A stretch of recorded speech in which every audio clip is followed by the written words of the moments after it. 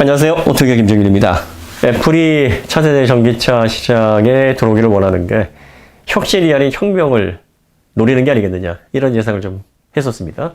예상입니다. 그렇게 꼭 될 것이고 애플이 전기차 꼭 만드는 게 기정사실이다, 이렇게 말씀드리는 게 아니라, 애플은 전기차 시장에 앞으로 스마트폰으로 혁명을 일으켰듯이 스마트 모빌리티로 전기자동차를 자동차 산업의 관점에서 보는 게 아니라 제2의 디바이스, 사람들의 라이프 사이클을 바꾸면서 새로운 시대에 진입하게 하는 도구로서 사업을 확대할 생각으로 전기차를 아이폰 다음에 아이템으로, 디바이스로 보고 있는 것이 아닌가, 이런 생각을 정리를 해드렸습니다.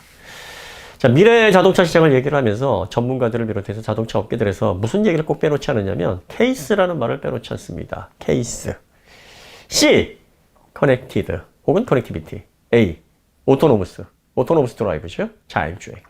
그 다음에 S, 쉐어링, 공유. 그리고 일렉트릭, E입니다. 일렉트리피케이션이라는 말로 사용하기도 합니다. 자, 들어보면은 그럴싸하죠? 미래 방향을 정확하게 예시한 촌철살인과 같은 정의다, 이렇게 보는 것 같아요. 그래서 이런 것들을 누구나 사용합니다. 이건 누가 얘기를 했냐면 2016년 10월에 벤츠 회장이 이렇게 발표를 하면서 앞으로 이런 시대에 맞는 이런 설계가 적용될 것이다. 케이스. 얘기하기도 참 좋아요. 궁리를 많이 한 것 같아요. 그런데 저는 이 말을 별로 좋아하지 않습니다. 그리고 거의 인용하지 않아요. 왜 그러냐면 이 케이스라는 말은요, 애플이 스마트폰 혁명을 통해서 키보드를 없애고자 하는 작업을 했단 말이에요. 자동차 시장에서도 키보드를 없앨 것이다 라고 얘기를 했는데, 이 기존의 전통적인 자동차를 제조업으로, 그리고 또 기계장치로 이해했던 사람들이 키보드를 없앤다라는 상상을 할 수가 없거든요. 키보드가 없으면 어떻게? 그러니까 그걸 꼭 쥐고 있으면서 결과적으로 가장 진보된 형태의 키보드는 이런 형태가 될 것이다 라고 정의를 해놓은 거라서, 저는 그 부분에 대해서 그다지 앞으로 이렇게 정의가 돼서 발전하겠구나라는 동의를 하지 않습니다. 자, 왜 그렇게 얘기를 하냐면, 아마 제가 애플이 자동차에서도 키보드 없애려고 할 겁니다라고 얘기했을 때 다양한 생각을 하셨을 거예요. 키보드? 이게 뭐지? 스티어링 휠인가? 페달인가? 버튼인가?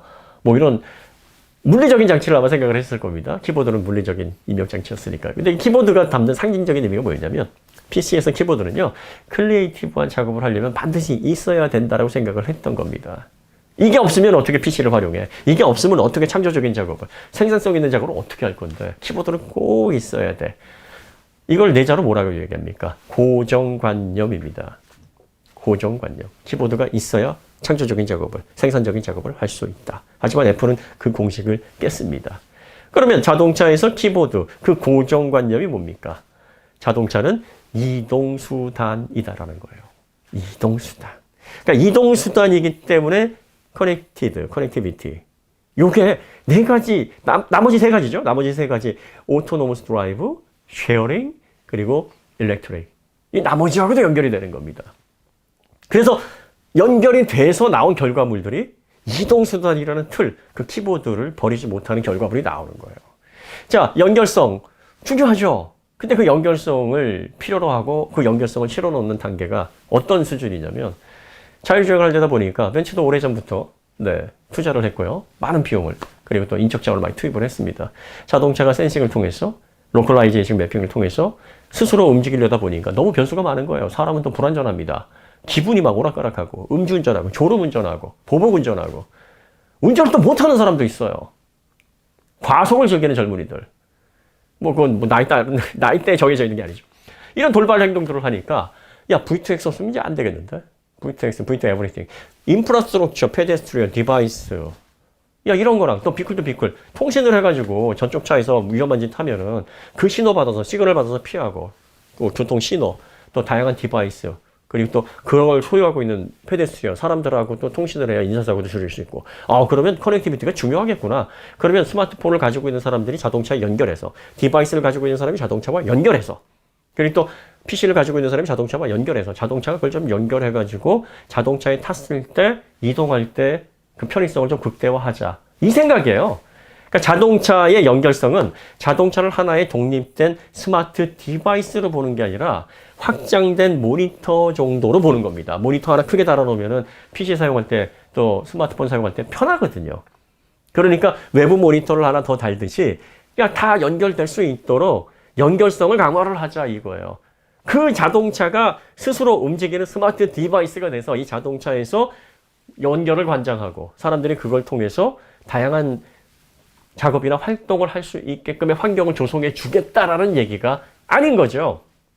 자, PC가 성능이 좋아요. 그러면 제조사에서 설명서를 이렇게 줘가지고 이 PC는요, 이렇게 사용하세요라고 매뉴얼을 줍니까? 아닙니다.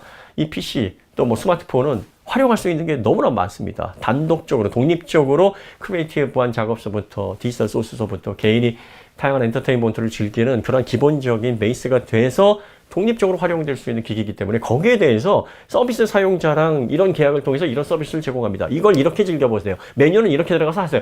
이런 매뉴얼을 주지도 않아요. 근데 지금의 자동차는 연결성이 그런 매뉴얼을 통해서 이렇게 이용하실 수 있습니다. 신뢰를 보여주고 이 정도를 이렇게 이용하시면 이동이 편합니다. 라고 규정하는 정도라는 겁니다. 키보드를 버리지 못하고 그 키보드를 최대한 잘 활용할 수 있게끔 발전을 시키겠다라는 거죠. 그러니까 혁신의 단계에서 혁명의 단계로 넘어갈 생각을 못하는 그런 정도입니다. 근데 그게 무리도 아니에요. 왜냐면은 이게 독립된 스마트 디바이스화가 되려면 강력한 OS, 범용성을 갖추고 있고 확장성을 가지고 있고 뭐 업무든 또 크리에이티브한 작업이든 또 엔터테인먼트든 다 할 수 있는 OS가 있어야 되는데 OS가 없잖아요. 그리고 이 OS를 가지고 있는 기업은 몇 개 안 됩니다. 그러니까 이 OS도 없는데 이걸 어떻게 구현을 할지 막연하죠. 자, 그 다음에 이 OS를 얹어서 이게 잘 돌아가려면 반도체, 시스템 반도체가 막강해야 됩니다. 근데 이건 반도체도 내재화할 수 있는 기업이 자동차 회사가 없으니까 이거 어디서 받아서 어떻게 실어서 어떻게 OS랑 붙여가지고 독립된 디바이스로 만드냐. 이 개념이 없으니까 야, 그냥 외부 모니터 형태로 그냥 연결해서 스마트폰이 있으니까 그냥 연결해가지고 쓰게 하자라고 하는 게 커넥티비티의 개념이에요. 자, 이제 오토노머스 자율주행은 이제 독립된 반경으로 발전하니까. 그래서 쉐어링이 나오는 겁니다. 쉐어링. 주차장에 놓으면 이제 이게 이동이 끝나는 용도가 다 된 거예요. 그러니까 야, 주차장에 여기 썩히면 뭐해? 그 지금 아무리 자동차가 미래 시대로 최첨단으로 전기차로 발전을 해도 쓸모가 없네요. 쓸모가. 그러니까 야, 이거 그냥 놀리느니 다른 필요한 사람들한테 보내서 거기서 재원을 창출하자.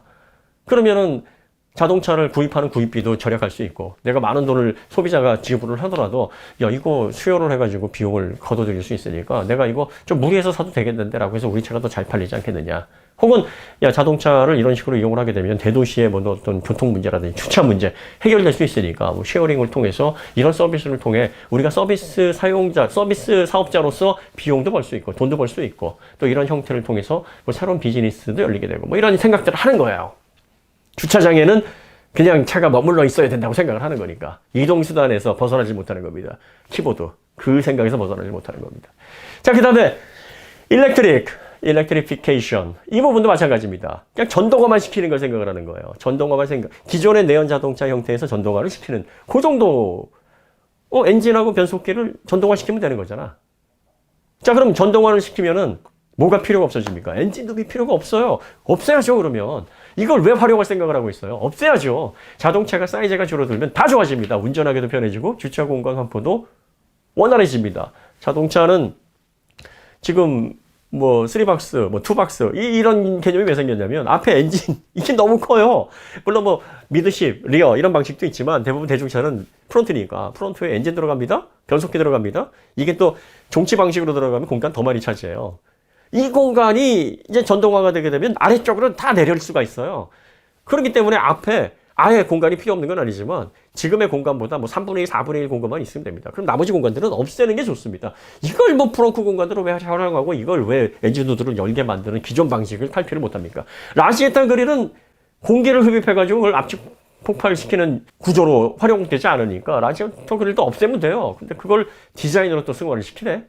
이게 고정관념을 탈피를 못하는 겁니다. 자, 그러면 공간을 없애면 어떤 분들은 그래요. 야, 그 크럼플존이라는 게 있어도 가속도 이게 충격량을 결정하는 건데 그걸 어떻게 해결할 거야? 충격 완화를 해야지. 새로운 시대에 전기차 시대에 맞는 새로운 안전 구조들이 또 공학적으로 설계가 돼야 되겠죠. 그래서 이 캐빈룸을 더 확대를 하고 또 앞쪽에 공간이 없어지게 되면 어떤 방식으로 충격을 분산시킬 것인가에 대한 새로운 설계를 적용을 해야 될 겁니다. 지금의 방식, 엔진이 들어가게 있어서 그 공간을 없앨 수가 없으니까 그 공간을 활용하면서 구현되어 있는 그런 안전 방식을 전기차 시대에 끌고 갈 필요가 없어요. 그러니까 그 공간을 아예 없애더라도 3.5m, 4m만 돼도 캐빈룸을 확장시켜서 전기차 공간을 중형차보다 더 스페이스를 활용할 수 있는 공간으로 뽑을 수가 있습니다. 그런데 그걸 안 하고 있어요. 새롭게 공정을 개선을 해야 되는데 기존의 자동차는 이동수단이니까 그 스페이스는 이동에 최적화된 스페이스란 말이에요. 그러니까 여기에서 더 어떤 변화를 주거나 새로운 어떤 경험을 통해서 소비자들에게 새로운 가치를 줄 생각을 하지 않는 거죠. 그러니까 기존의 내연 자동차를 기점으로 해서 네 가지를 구분을 하고 있는데 그 커넥티비티도 결국은 이동 후에 채점이 맞춰져 있고 자율주행 역시 뭐 자율주행은 이동이죠. 쉐어링도 마찬가지예요. 자동차가 이동수단에 국한이 돼 있으니까 자동차가 이동을 끝내면 주차장에 머물러 있는데 뭐 이동이 끝나도 지금은 뭐 그걸 어떻게 다른 사람들에게 혜택을 줄 수 있는 방법이 없잖아요. 근데 자율주행이 돼가지고 필요한 사람에게 지가 알아서 가게 되면은 그 사람이 그 서비스를 이용하고 있어 그 자동차를 소유한 소유주에게 지불을 할 수 있으니까, 페이를 지불할 수 있으니까 그걸 통해서 경제 활동을 할 수 있는데 이걸 왜 묶이겠어? 이렇게 활용을 하지. 이동수단이기 때문에 그런 발상을 하는 거예요. 이동수단이라는 그 고정관념에서 벗어날 수 없으니까 이동수단일 때 이걸 효과를 극대화하려면 다른 사람들이 같이 이렇게 공유를 해가지고 자동차 초기 구입비도 좀 쉐어를 하고 또 유지비도 쉐어를 하고 또 초기 지불했던 돈도 그렇게 환수를 하게 되면 이거 개꿀이겠구나 이렇게 생각을 하는 겁니다. 자, 그런데 이게 주거 환경이 돼버리면은요 자동차가 주차장에 있을 때도 방치를 하게 안 둡니다.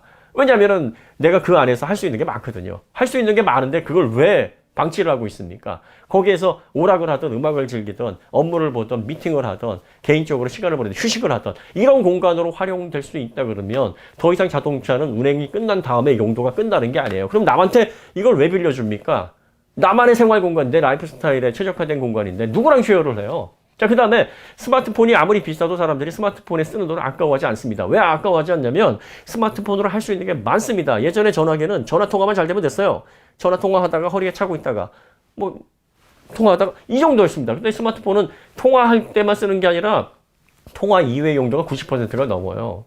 그러니까 이 스마트폰에 들어가는 것들에 대한 시간, 비용 이런 것들에 대해서 사람들은 크게 거기에 대해서 아깝다고 생각을 하거나 비효율적이라고 생각을 하지 않습니다. 자동차가 이동수단을 넘어서 이런 주거 공간으로서 자기의 개인의 어떤 다양한 활동이나 욕구를 충족시켜주게 되면은요, 지금보다 소유욕이 더 올라갈 겁니다. 저는 자동차가 전도가 되고 자율주행이 되면 소유욕이 없어져가지고 자동차가 판매가 안 되고 반대로 생각을 하고 있어요. 자동차가 주거 공간이 되고 사람들에게 개인적인 프라이빗한 그런 공간의 혜택을 주면서 주차장에 머무르는 그 시간마저도 활용할 수 있게 만든다고 하면 자동차의 활용도가 크게 확대가 되고 그걸로 인해서 자동차에 지불하는 그런 지불 자체의 그 비중을 사람들이 높이면 높였지 더 떨어뜨리지 않는다고 보는 겁니다.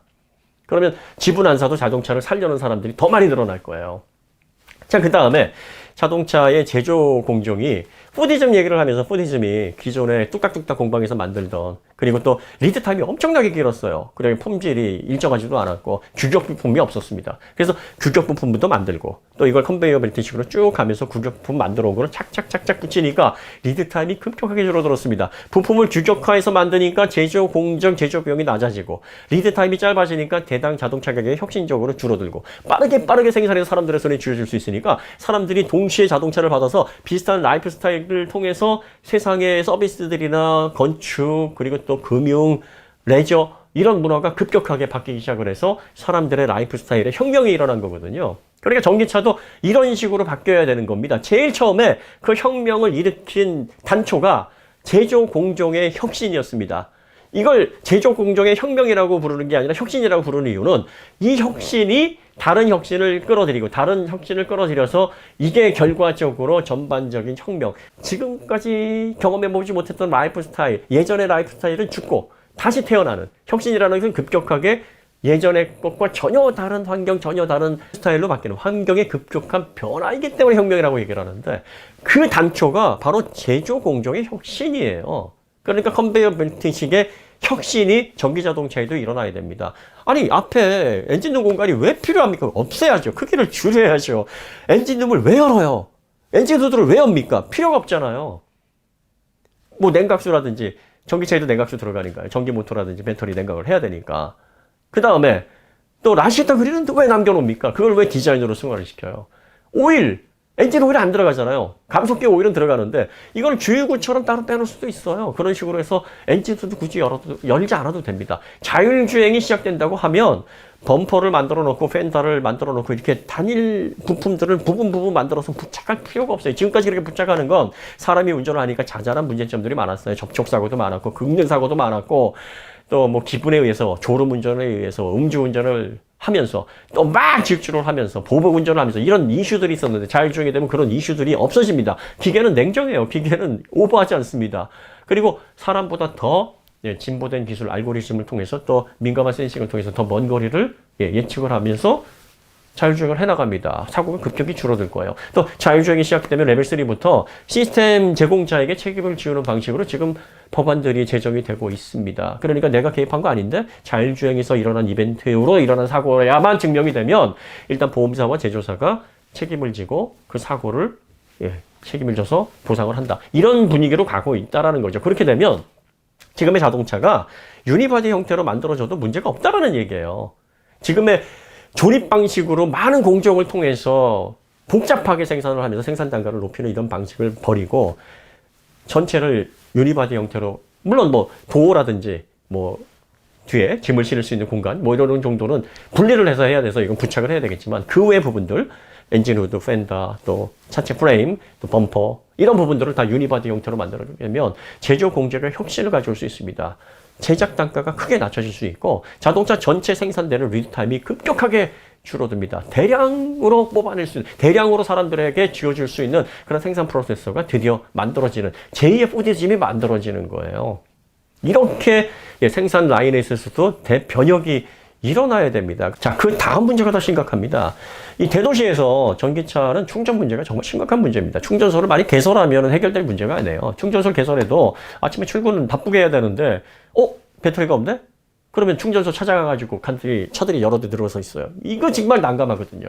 지하 주차장에서 충전기를 많이 설치해 놓는다? 그러면 전기 자동차가 많이 늘어나게 돼서 그 전기 자동차에 각각 충전 물려놓고 제때 빼잖아요. 그럼 또 전화해서 빼주시죠. 이런 혼란들. 또 충전기의 비율을 어느 정도 가져가고 전기차 충전 전용 주차 공간을 얼마나 가져가야 될지 이거 협의해야 됩니다. 협의 안 해주는 사람들도 많을 거예요. 뭐 성향이 좀 주거하는 사람들이 좋아서 합의를 잘 할 수 있으면 좋은데 합의 안 해주는 데는 뭐 몇 년 넘게도 이게 진전이 안 될 수도 있는 가능성이 있습니다. 대혼란이 벌어질 수 있어요. 그렇기 때문에 전기 자동차가 만약에 사람들의 그 모빌리티 환경을 바꿔나가서 정말 미래 자동차로 정착을 하려면 주거 환경의 변화가 대도시에서는 있어야 됩니다. 어떤 방식으로?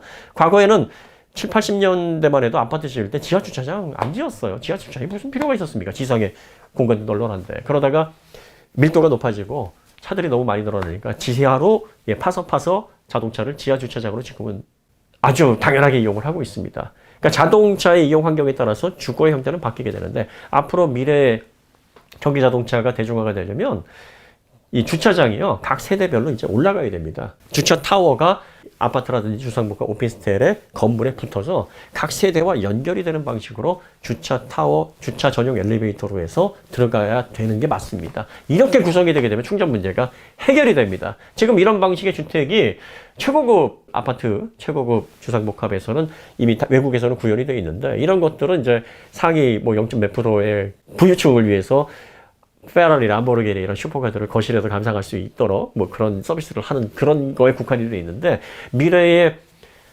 공동주택은 이런 방식으로밖에 해결될 수가 없어요. 이렇게 되면 충전 문제 해결될 수 있습니다. 같은 주민들끼리 이걸 협의를 하거나 또 어떻게 주차 충전 시설을 만들 것인가에 대해서 고민할 필요가 없어요. 그리고 또 이렇게 돼버리면은 많은 사람들이 그렇게 되면은 집안의 공간 활용도가 크게 낮아지고 그 주차 공간 아무리 적어도 한 3평 정도는 될 텐데 그 이상 공간이 빠질 텐데 이렇게 되면은 주고 너무 손해보는 거 아니냐. 여러분들이 계약하는 아파트, 주상복합, 오피스텔 다 여러분들이 사용할 수 있는 주차 공간들이 다 고려가 돼서 실제 그 거주하는 공간들이 그게 다 빠져 있는 거예요. 구입하실 때 혹은 또 임대를 하실 때 그 주차 공간을 활용하실 수 있는 그 면적까지 고려해서 지불을 하시는 겁니다. 그게 밑에 있느냐 위에 있느냐의 차이예요.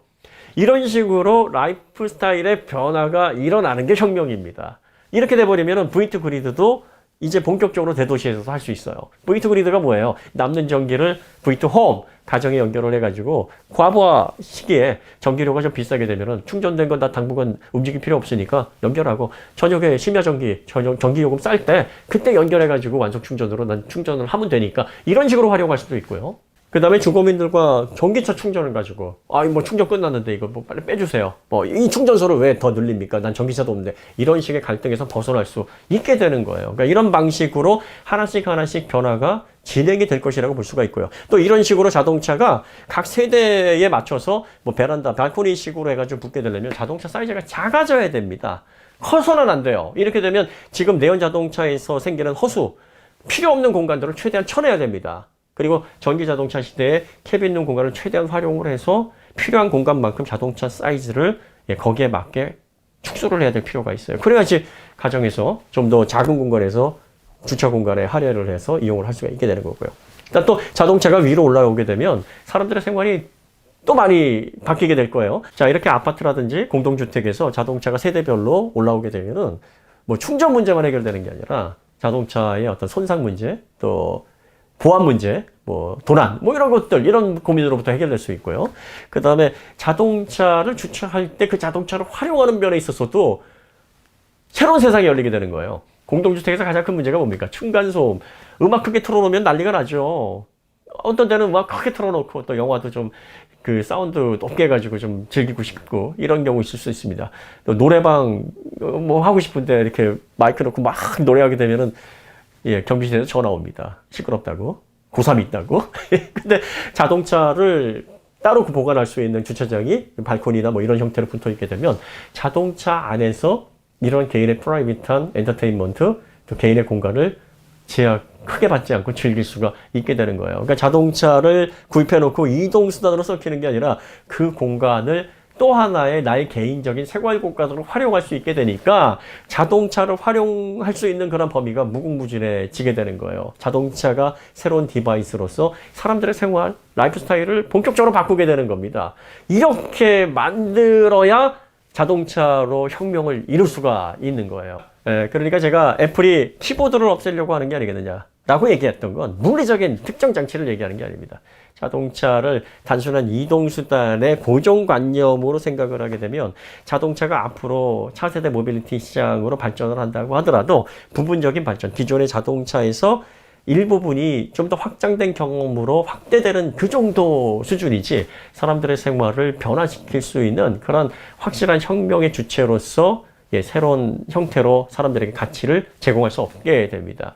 그리고 앞으로 애플이 만들어 나가는 자동차는 제2의 거주 공간. 그러니까 스페이스라는 개념은 지금 모든 자동차들이 다 이 스페이스를 어떻게 효율적으로 활용할지 이 고민을 하고 있을 거예요. 그러면서 이제 스페이스에다가 테크놀로지 붙이고 거기다 커넥티비티 붙이고 그런 커넥티비티를 어떤 사업자와 어떻게 연계를 해서 어떤 식으로 새로운 경험을 줄 것인가 뭐 이런 개념들을 할 건데 기존에 있었던 거를 없애는 그 정도 수준이 아니에요. 자동차에 대한 고정관념 자체를 바꿔서 자동차의 스페이스 이동에 최적화된 스페이스를 거주라는 레지던스라는 개념으로 확대를 해서 자동차가 이동을 끝냈을 때 그 시간까지도 효율적으로 이용할 수 있게끔 그걸 통해서 더 자동차의 가치를 크게 느껴서 자동차를 구입하는 데 있어서 사람들이 더 많은 비용을 써도 아깝지 않게 만들게 하고자 하는 요소들을 심어 놓겠다. 그게 키보드를 없애는 겁니다. 다시 말해서 애플이 지금까지 사람들의 생활을 극적으로 변화시켜 왔고 세상을 지배하는 거대 기업으로 성장할 수 있게 했던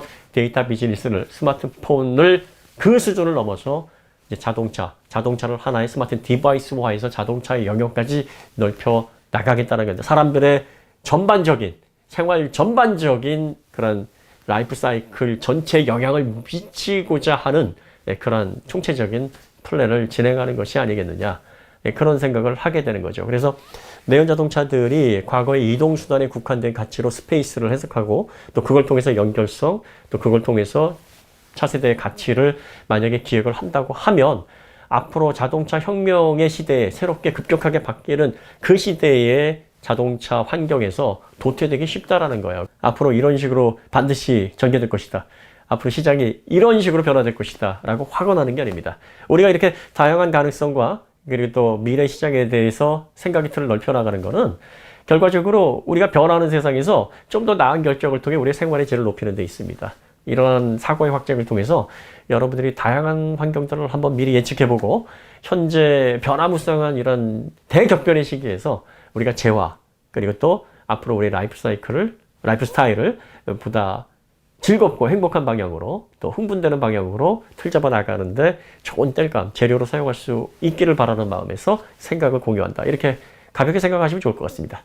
자, 오늘 이야기 여기서 마치도록 하고요. 다음에 또 기회가 되면 이와 비슷한 관련된 이야기들을 또 확장해서 여러분들과 한번 소통을 해보도록 하겠습니다. 다음에 더 좋은 컨텐츠 찾아뵙겠습니다. 감사합니다.